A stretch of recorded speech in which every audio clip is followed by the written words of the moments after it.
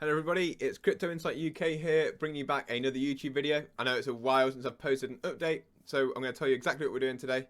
A tiny little bit of TA, but we're going to mainly focus on XRP. We haven't done this for a while. We're going to do a bit of a deep dive into what's going on, what's affecting the market, like economically, got something in my eye, and then we're going to dive straight into XRP and see what I'm looking at for XRP, what's to come this year for XRP, and what's happened since I've last updated you. But as I said, first we're going to start off with a little bit of TA, just something that I found really interesting. I did tweet about this over there on Twitter, excuse me, but with the recent RSI update, it has included a 14-day standard moving, simple moving average into the RSI. And the last two times on the weekly time frame, we had a bullish cross on this for Bitcoin. We actually started our rally up phase, as you can see here. And again, so there's the bullish cross there on the RSI. And there's a bullish cross there on the RSI, rally up 500% and rally up 115%. And we're literally just about to have one now. If we have one or two green days for Bitcoin, we will have that bullish cross there. So if you want to just add that RSI into your charts, it's just literally onto the indicators, type in relative strength index, it's that one there. So RSI will do it, bang, top one, boom, and you're in. And in regards to XRP, on a technical level, we've still got this buy box in here, this accumulation zone, which acts as resistance when you're underneath it. And when you're within it, it's an accumulation zone. And when you're above it, it acts as support. We're still flirting around that area. Hopefully you break out of that, start using it as support and try and push off from this range. We need to break above the 50-day on the weekly time frame. So that's as much TA as we're going to do today. We're going to get straight into some news. Actually, what we are going to do is, I just want to point out that when we have had previous bull markets for crypto, it's when the DXY is losing strength. So this is, where are we? This is 2003, I've gone too far back. We're on weekly, that's why, being stupid. Okay, this is the 2017 bull run, boom. 2021 bull run, like the first stage of this bull run here. So as you can see, this 2016, 2017, that's where Bitcoin ripped first. And this is where we ripped last year in crypto. So we want to look for weakness in the DXY. It normally correlates to a crypto bull run. We have retraced the 702 Fibonacci retracement, so that's a key retracement level. We are looking at rejecting that at the minute on the weekly, so let's see what happens. Just something to keep your eye on. Could be a confluence to what I've just talked about with the RSI and Bitcoin's moving upwards. So let's just have a quick look at some commodities because they do relate to what I want to talk about here. So we've got wheat, obviously, been ripping as the first biggest wheat producer in the world, which is Russia, has invaded the fifth biggest wheat producer in the world, which is Ukraine, or fourth or fifth, can't remember. So that obviously is going to create some kind of supply chain problem. We've got copper, which did rip up, but it has come down and corrected. Oil, again, ripped up. Russia, the third biggest exporter of oil in the world. And again, that's come down and corrected. We're back below $100 now. So everything is so choppy. This is why I find it so hard to be making content at the minute. I've been posting out what my opinions on Twitter, probably mainly active there. TikTok are just shadow banning me for a change. So if you want to keep up to date with my thoughts and feelings, I do tweet them out a lot. But oil is had a rip up on the news of the war because everyone got worried about supply chain. Has started to correct down a little bit now. One thing that I will throw into consideration here, guys. I'll quickly just look at the S&P 500. Okay, so we could be forming a local bottom here. My personal belief is, not financial advice, that we will have one more leg up in the S&P. Just from technical analysis that I've seen from a lot of different and well-respected TA people like blockchain backer Raoul Pal. These sorts of people, I think that we are forming for one last leg up in the S&P. But one thing, like I said, that I do want you to take into consideration. So tomorrow, the Fed have a meeting about inflation rates. They have said they will put 6.25% inflation rate hikes out there. I highly doubt that will happen personally, but the Fed could be doing anything at this point, guys, because they've got to balance decreasing equity prices, asset prices, with out of control inflation, 7.9%. It's madness, and a war. And now, actually, as of today or yesterday, C19 is popping its head back up, and Shenzhen in China is getting shut down as a region, which short term is going to create some kind of supply issues for different products. I'm not sure what exactly is produced there, but short term that will create some supply issues with long-term prospect of increased inflation, which is where we actually get our bull run for crypto. Normally when we're heading into the inflation period is when the bull run starts to slow down, because what you get is people front running the market, predicting there's going to be inflation in the future, and when that inflation actually gets here, that's already priced into the market, so you get that run up in the prediction. So depending on what the Fed do tomorrow, could be a big thing. I very highly doubt they'll get 6 interest rate hikes in this year. If they do, it'll blow my mind. Will probably be the economy will suffer massively. I think that it will crash equities if they do that, but we'll see. And yeah, that's the last thing I really wanted to talk about on there. I think it will relate into some of the things that I'm going to get into with XRP specifically now, and we are going to jump into some XRP news really, and just summing up some thoughts from different people, as well as the executive order that came out of America. If you haven't seen that, some things going on with the lawsuit, etc., etc. Let's get into it. So this is the first thing I just wanted to jump into before. Yesterday, the EU took a vote on the banning of proof of work, and they voted not to ban it, basically. But it wasn't as bad as it seemed anyway, in my opinion. I think people were making a bigger deal out of this than it was.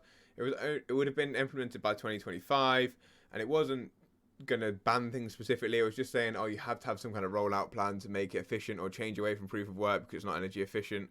And there was nothing really set in stone in the article. It was just like a vote on whether they will start to implement something like that. And I feel like one or two people really made a name for themselves by creating it into a bit of a narrative. So this is the first thing I want to look at. Okay, we're going to get into the SEC versus Ripple lawsuit to start with. We've had some good news for Ripple and XRP. Let's have a look. This is the bit I wanted to start on. So we had this break-in motion to strike, fair notice defense is denied, which is absolutely brilliant if you're an XRP holder, or we're supporting Ripple in this case. Ripple themselves have been arguing with the SEC, trying to say to the judge, look, we didn't have ample time. The SEC didn't give us ample time to tell us we were selling an unregistered security by all the arguments we talked about in the past. And the judge is basically, and then the SEC said, yes, we did. It's a stupid argument. You can't take it to court. So we're going to try and ask the judge to get rid of that argument.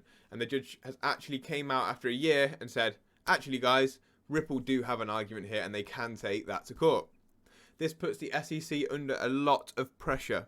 It means that if they go to court about this, it will be before trial. It's almost a separate case. It's not a separate case, but it's almost a separate argument on top of everything else. If they go to trial and win on the fair notice, it means the SEC wouldn't be able to go after any other crypto in the space, because every other crypto could then reference this as case precedent and say, look, actually, guys, you didn't give them fair notice. We're going to go on the same defensive as that. We haven't had fair notice. We're going to use this case precedent as our evidence in court. So what are you going to do about it? And basically the SEC would be really hard for them to go after any other crypto after that. But it was a big win for Ripple. Very positive news. We had Jeremy Hogan and some other attorneys in the space report on that for us, and they really helped us out in terms of digesting that information. But very good, very positive. We're waiting for the next rulings on these emails, which we're going to look at now, Hinman emails, and the note from the Roisman deposition. So Ripple versus the SEC. The SEC files a letter to Judge Torres ruling on the motion to dismiss internal documents, including Hinman emails and Estabrook notes, that are irrelevant, and the SEC shouldn't have to disclose them. So although the judge has asked the SEC 3 times to turn over these documents and has looked at them in camera, still told them to turn over these documents, they've now written in, that's Judge Netban, I'm pretty sure, now they've written into Judge Torres to say, oh, they're irrelevant, so can you get rid of them? And then this was 10 hours ago. It's actually a joke. Like, I don't really know what to say. It makes me want to laugh/cry at the same time. Not really sure. And then James Phelan says, Ripple will get the opportunity to respond. Magistrate Judge Netburn won't decide either motion without hearing from the defendants. So I'm not sure what's going on at this point. And XRP Crypto Wolf asked a very interesting question here. What point does Judge Torres put a foot down and do something about the huge amount of disrespect the SEC is showing her? I haven't looked at his replies. I would like to see the answer to that, but it doesn't look like anyone official has replied to that. I really would like to see the answer to that. Very interesting. This is Macroeconomic. He's quite big in the XRP space as well. Very interesting. Using the judge's ruling as leverage. They cite Solomon, but leave out the part where it says it's highly probative that we get discovery into the SEC's thinking because the key market participant, the SEC's views go into the objective analysis. And someone did actually make something. Oh well. Yeah, this is actually a great point.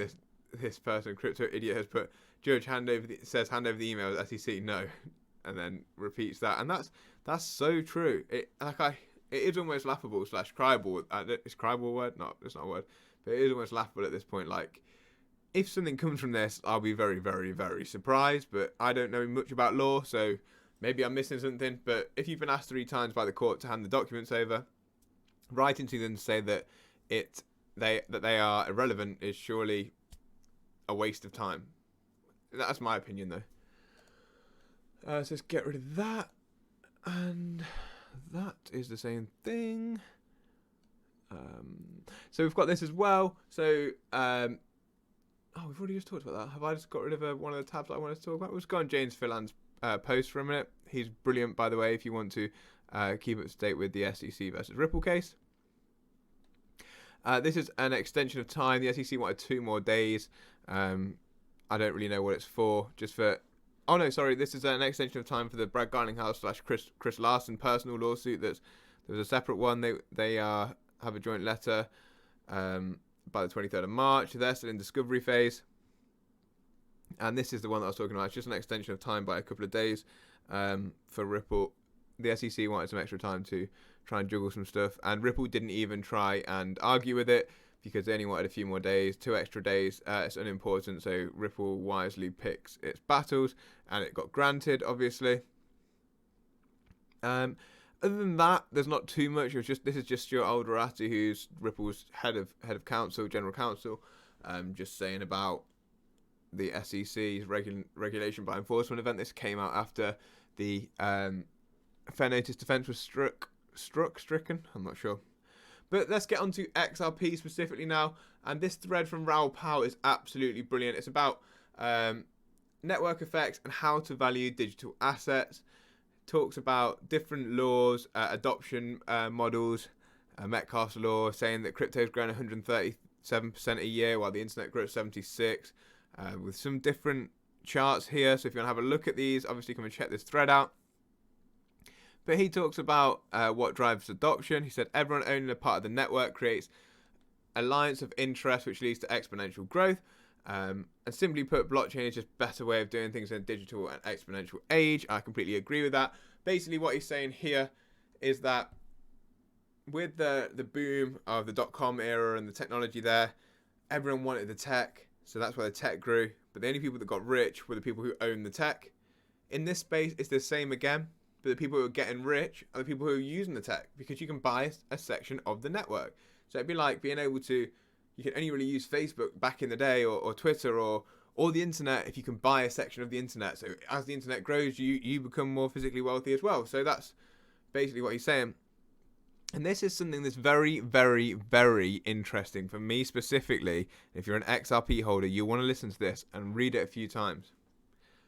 So we know Metcalfe's law is a key valuation model for digital assets, but it's a hard formula to apply.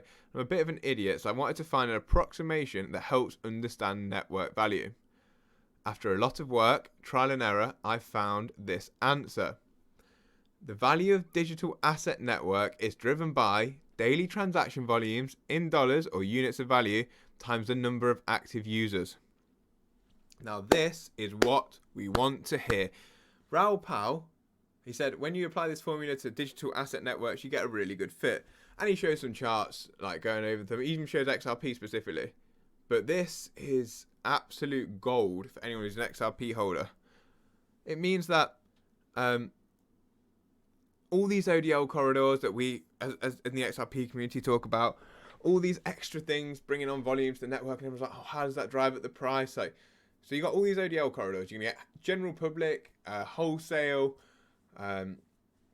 retail, all on the XRP ledger, making loads of transactions across borders, interacting with each other, and more people keep coming onto it. So that means the volume's going up, okay? And obviously, daily transaction volumes in units or dollars, we've seen, because Ripple keep publishing the amount of volume and the amount of volume as in transactions, but volume was also in dollars from Ripple's quarterly reports. It's going up. I think it's like 150% quarter over quarter. And the number of active users obviously goes up with every single ODL corridor that gets opened. It almost opens it to a whole new country. So that is how we drive long-term price action to XRP, because as he said above, owning some XRP it's not specifically owning a part of the ledger, but it is because, like, if you imagine a network as like the parts of a car or the veins of a human, and the XRP is like the oil or the blood. So yeah, it's great to have the infrastructure there, but without the token that makes the infrastructure turn, like, there is no infrastructure. So that's what you've got to remember, and this is so important, guys. I don't know if I've explained this well enough right now, but basically he's saying the more people that use it, the more transactions that there are, and the higher the value of these transactions, or the higher the value over the day of the transactions, the more worth the network has, and in turn the more the token is worth. And that is why we as XRP holders get so excited when more and more people keep like become a Ripple partner or using RippleNet, because we know they're trying to push them towards using XRP, because we know that's the end goal. You can even see it like they publish they're so transparent about it. They talk about it, they publish it in their reports. Got a new ODL corridor which specifically leverages XRP, by the way. All ODL corridors do. On-demand liquidity leverages XRP. So you've got all of these things that, as a company, pushing financial institutions towards leveraging the asset that you hold if you're an XRP holder. For me, this just sums it all up, and it's just like, if that's not hitting you in the face by now, guys, it's never going to, in my opinion. So then we get on to this, which is everything's building a narrative, in my opinion, towards XRP. It really, really is. And I've not been this person, so you can go back through any of my videos.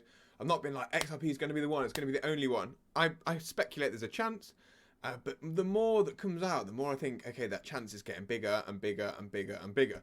And it makes me blooming excited. So now we're on to the executive order from Joe Biden and the White House.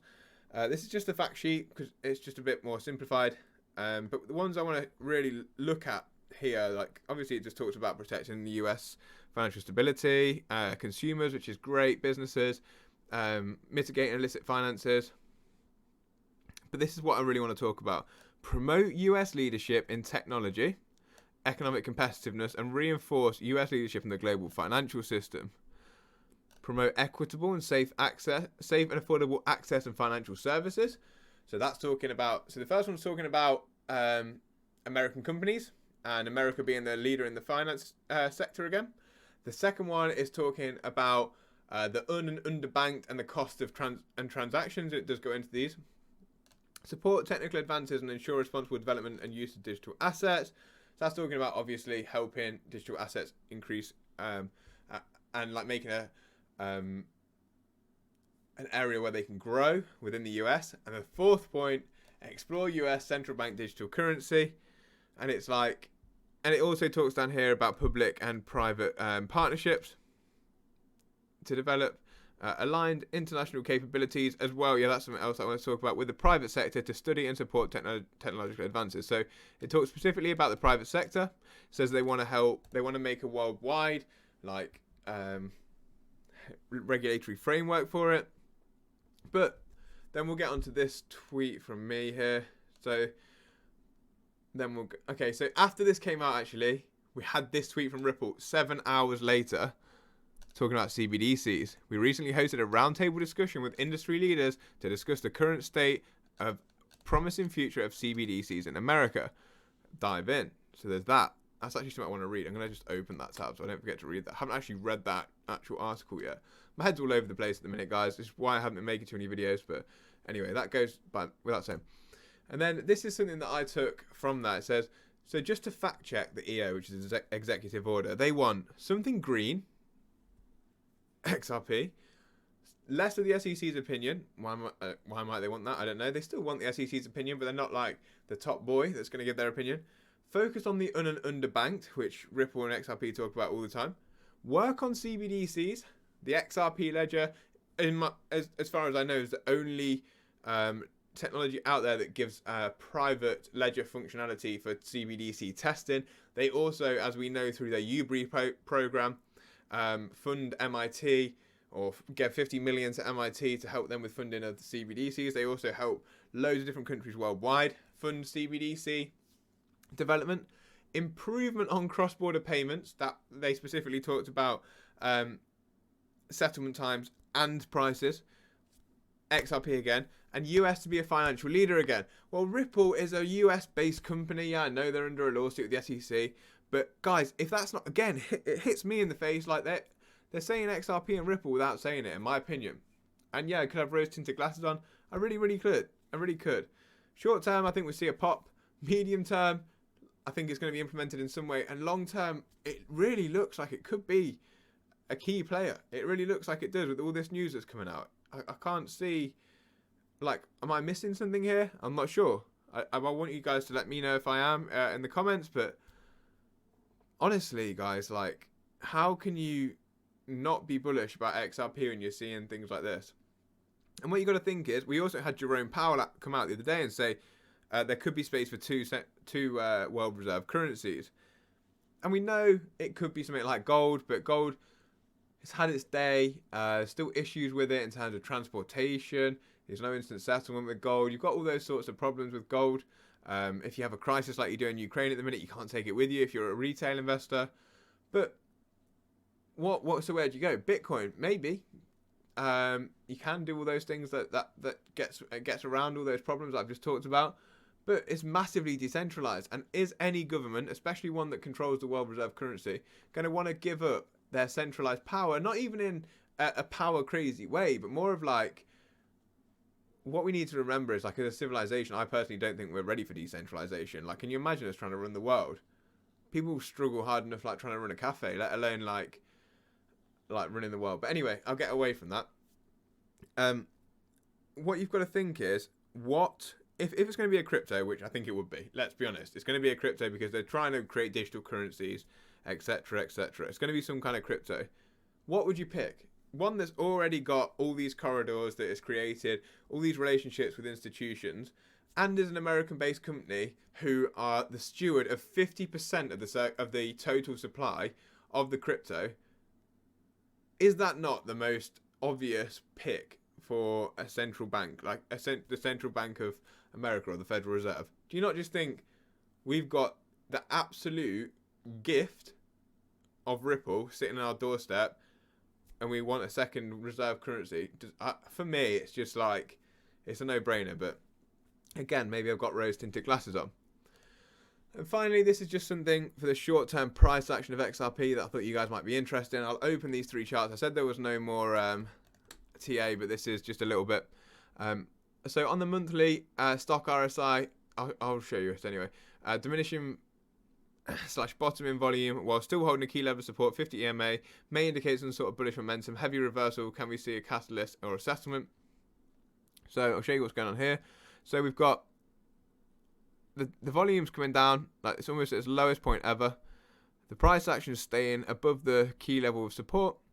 We've got the stock RSI is near the floor. So if we get some sort of catalyst to boost the price, the stock RSI will get a bullish cross, and we've got all this space to really start popping off. And I am looking for the Fibonacci extensions, guys.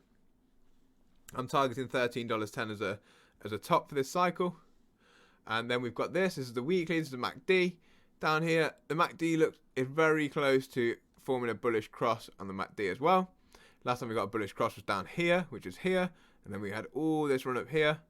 So we're looking at that again.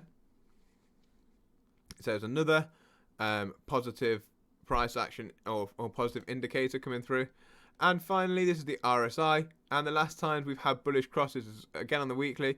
On the RSI, similar to Bitcoin, we've had these bullish crosses, boom, boom, boom, boom, boom.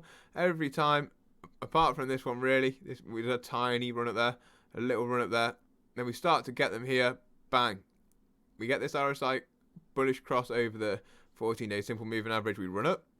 We come back down. We get the cross here. Boom. We're out.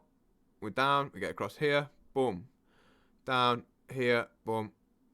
Down. And here. We've just had it on the weekly. So could we be starting to make another leg up here, guys? That's just something to take into consideration. I want to know what you guys think. Am I being overly bullish for XRP, or are we about to take off? All the narratives from me are really priming some sort of move. It's about time. Everyone's been patient enough. I think there's a good narrative for long term. I think that we've got some good catalysts coming short term, and the charts are also showing us that we could have something coming. So I'd love to know what you guys think in the comments. If you enjoyed the video, please hit that subscribe button, drop me a like, and share it with a friend. I'd appreciate that. But yeah, I'll see you in the next one, guys. Peace up, A-Town down.